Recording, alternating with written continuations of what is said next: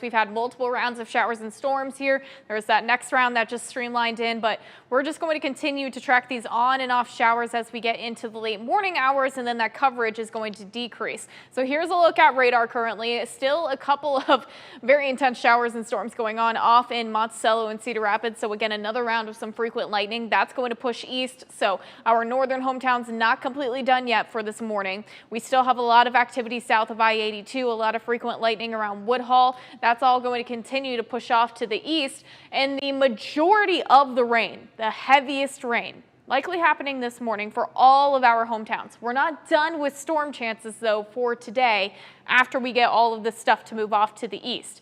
Do want to take a look at the rainfall amounts though.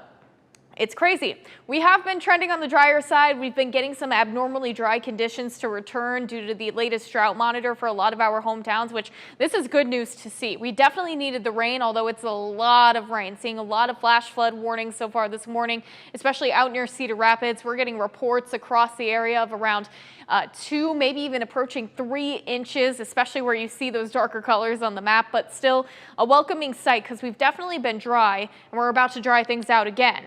We are going to bring in another round of some showers and storms. This cold front right here, you can see some activity beginning to build in eastern Nebraska so far this morning.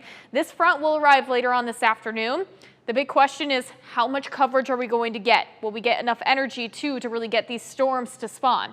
So once we get to the later morning hours, we'll start to see a little bit of a break. Also, we could even get some sunshine. Now, if we do get some good sunshine, we know that provides fuel to those storms later on this afternoon.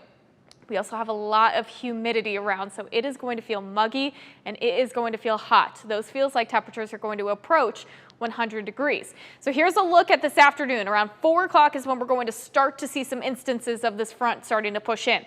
You can see some isolated storms starting to pop up just over the Mississippi River. We're expecting majority of the storm activity this evening to be on the Illinois side of the Mississippi River, but you can also see some brief downpours, likely going to be some gusty thunderstorms within there. But by the late evening and getting closer to midnight, we won't have to worry about any storm threat anymore. We will likely start to clear things out too very quickly. Tomorrow is looking gorgeous, like a 10 out of 10 day, lots of sunshine, northerly winds bringing the low humidity, temperatures going down to the low 80s. It's going to feel refreshing and it will be a great day to be outside. But with those storm chances later on this evening, we do have a level 2 out of 5 risk around the Quad Cities and especially to the south and east. Damaging winds going to be the primary threat. Can't rule out a little bit of hail. Right now, the tornado threat with this does not look likely at all. So that's the good news there. So damaging winds and hail. Be sure you have that News 8 app downloaded. It will notify you if you have any warnings in your area, as well as bring you updates as we learn them as well.